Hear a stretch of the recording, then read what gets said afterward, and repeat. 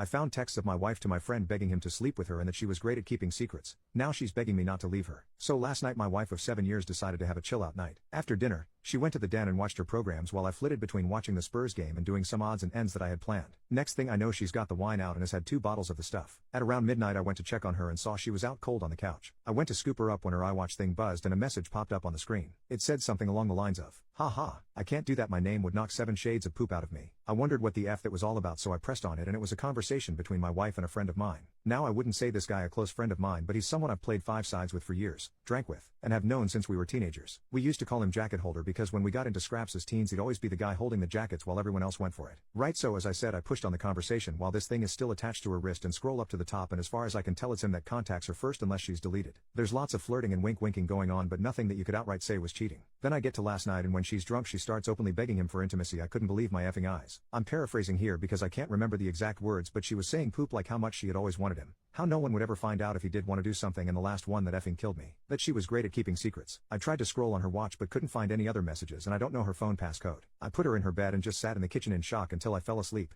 then got up for work about 5:30. When I went to get in my work van I just slunk down on the wheel and realized I couldn't face it, so I went back in the house, grabbed a half-drunk bottle of vodka, filled to the top with Coke, and went on a walk down the railway line. We live beside a lot of woodland and a disused railway line that goes for miles, and I've walked about half the length of it. I'm sitting under a railway bridge like a effing troll right now, just seething at the whole thing. You'd probably think there's a fire going from about a mile away due to the steam coming out of my ears. So what do? I don't want to speak to her. I can't even bear to look at her after reading that poop. It was like a dagger through my heart. I just feel like every morsel of love I had for her has evaporated into thin air after reading her begging like that. Effing yuck. I honestly want to ghost her, man. If I could I would never speak to her again. The whole "I'm great at keeping secrets" was the thing that really got me though. Like, who even are you? It reeks, but it's a case of how far down the rabbit hole do I want to go? I don't care if I'm being honest, I'm just done. I've never felt so betrayed and disgusted in all my life. The thing is, I've invested so much in her, not just as a partner, but as a person. I loved her so much and thought her personality, and by extension my personality, reflected that of good people. To realize she's a backstabbing snake makes me feel like a snake. I feel like a worse person than I was yesterday. The only way I can describe it is for someone you looked up to, took advice and life lessons from, to suddenly find out they were a pedo or a rapist or just a downright creep. Your entire perception of yourself and who you are would be shattered, because you've took on board what they've said and invested time into a creep. God, I'm rambling nonsense, I apologize. I'm lucky in that our house is owned by my parents, who 6 years ago moved to a retirement village, and we moved in.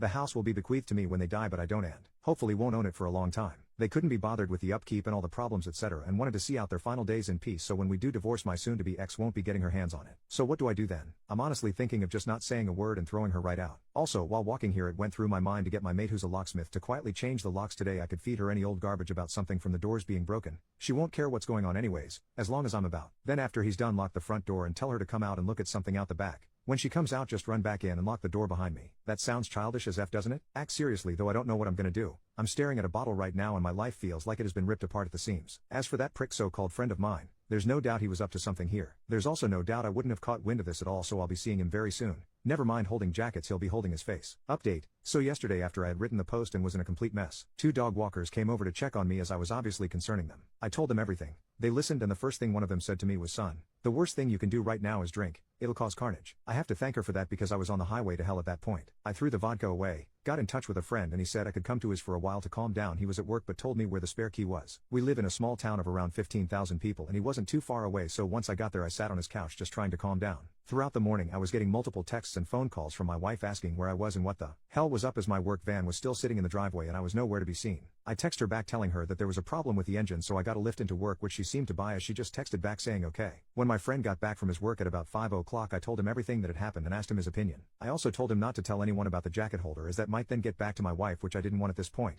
I would deal with him later. By that I mean I'll expose what a little rat he is. Knocking F out of him doesn't help me at all as of now. As an aside to the people saying he did nothing wrong, he messaged my wife first. He was being extremely flirty. What the F is he even playing at messaging my wife for in the first place? He only knows her in passing, from afar. Look, I've got no problem with 2 adults conversing with each other, but they hardly knew each other and it was flirty from the start as far as I could tell. I think they've seen each other while out and about and it's gotten flirty then. So my friend convinced me to try and keep a low profile and see what I could dig up, but at the same time speak to a lawyer and get the ball rolling in terms of finding out my options, which I have done today. He took me home at about 6 o'clock and I was honestly dead on my feet by that point. I think the adrenaline pumping the entire day and then suddenly stopping knocks it right out of you, so I was extremely tired when I got home. The second I walked through the door I knew something was up, as my wife was on me right away asking me all sorts of questions about work. I asked her why does she even care? She said that I'd left my big flask and my lunch bag in the front passenger side seat and something's been up today. She could feel it. I was about to lie, but I was just too tired. I couldn't be bothered putting any sort of charade up, so I just said, yeah, there is something up. That when I was putting her drunk arse to bed last night, a message came up on her iWatch, which I read, and all the other ones, and that she was a effing disgusting cheat that I wanted nothing more to do with. Her demeanor went from an arms-crossed person in power to a scared little girl within about a second. Good at keeping secrets, eh?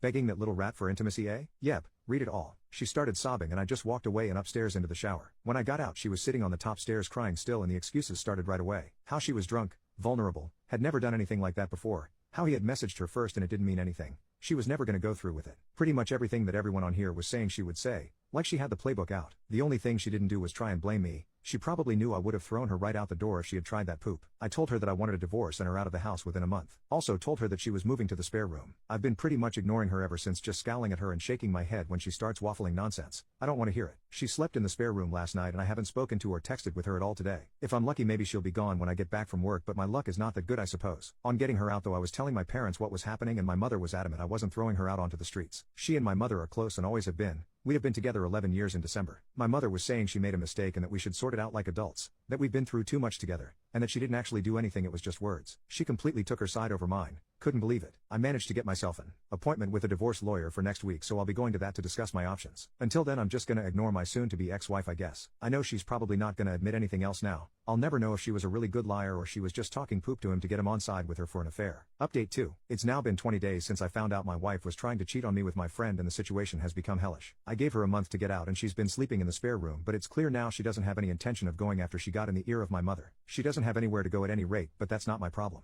I've seen my divorce lawyer multiple times, and am now in the process of drawing up a divorce petition and having my wife serve divorce papers. I've also opened my own bank account and taken 50% of the balance from our shared account. The atmosphere around the house has been weird to say the least. The living room has turned into a no man's land that no one frequents as we both spend the majority of our time in our rooms. I've also intentionally been working late a lot so I don't have to interact with her much. I had been completely ignoring her, but after reading about the 180, have started implementing that and been civil if a little cold towards her. I'm so glad I did this as I was beginning to feel like a monster refusing to acknowledge her existence. It was not the right way to behave and I ended up feeling like the one who had wronged her, rather than the other way about. The only time I broke from the 180 was when I walked into the bathroom last week and she was sitting on the floor by the bath crying. I helped her up and instinctively gave her a hug, though it was more of a there type hug than one with much love attached to it. The sad thing is that I'm so suspicious of her now that I wouldn't put it past her to be waiting on me coming in so she could put on a performance. The thing is that probably isn't even true, but this is the sort of poop that's going through my head in this environment. It's just toxic. She's been crowing about how she'll do anything and everything to save this marriage. Anything to prove to me that it was just a silly mistake, so I brought up a lie detector test. I don't plan on ever getting one done.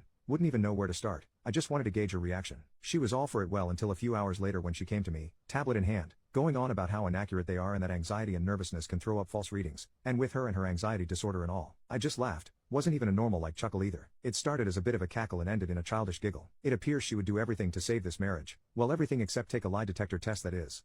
It doesn't even matter anyway. I meant what I said in my op. Every morsel of love I had for her dissipated into the atmosphere after I read her say those horrible things. I don't see her as my true love anymore, the person I could tell anything to and would trust with my life. I just see trash. Trash that needs taken out before it stinks the place up. Jacket holder has been the talk of the town since I exposed him to our friend group a few weeks back. It's safe to say he has no friends left among us, and has been completely ostracized. I tried phoning him a few times but he refused to answer, then blocked my number. F that little rat, I hope it was worth it. I've spoken to my mother multiple times about this and during a heated argument asked her why she was taking my wife's side. Like, was there something she wasn't telling me here? What was she expecting? Us to live like roommates? Go on like nothing happened? It's ridiculous. She said she has always seen my wife as the daughter she never had but always wanted. My mother had a stillborn daughter before I was born and it has haunted her. So she latched onto my wife and has done since we got together. As I said previously, they have a close bond. The fact my wife doesn't have any family and only a few friends who have their own busy lives and families means if I threw her out she would be all alone, and my mom thinks that's unacceptable, especially during a pandemic. She tried to get me to come to a compromise, saying that in 3 or 4 months we can look at it again and see where we are mentally, and is pushing me to try couples counseling before I throw in the towel. I'm not doing that. The thought of being in the same house as my wife over Christmas makes me feel ill. She'll want to do it right as she does every year and it will be a complete poop show. My dad, God love him, has never been much of a talker. Never up nor down, just always there. He's a quiet, proud but timid man, and my mother's word has always been the one that matters in our house. People on here have been telling me that I'm selfish and spoiled because it's not my house and I have no right to make demands, but it's now a case of my wife or me for my parents. If worse comes to worse, then I'm ready to walk out the door and never come back. F this house. I have to be able to look at myself in the mirror with some semblance of self-respect, and someone has to keep their word in this debacle. If I do leave, my friend has said I can stay with him for a few weeks or so till I get myself sorted. If I do walk out that door though, I'm done with my parents. I'll never speak to them again in my life. They'll probably see it as me giving up on them. Me walking away without trying to at least have a go at fixing things first. I see it as them choosing someone who broke my heart over me. Like, what will be the logistics of this once I'm gone? Just her staying there herself, my mother and father looking after a backstabber while there. Flesh and blood goes off alone? A little more info on the house. My parents let us move in a year after our wedding. It was an apparent belated wedding gift. Although that was just the chatter from them at the time. They were always planning on moving out and moving us in. I've spent tens of thousands on it over the years, but that's neither here nor there. I have fantasies of leaving this all behind, going somewhere new, and starting again. But I don't have anywhere else to go. I've lived in this town my entire life. It's all I know. Am I being too harsh here? I'm literally ready to slingshot my parents right out of my life, but I feel so torn. Why am I the one who has to lose everything and everyone? I've tried to be good, and I always thought you make your own luck, and that good things happen to good people. Maybe I'm not as good as I think I am. Maybe I deserve all I effing get.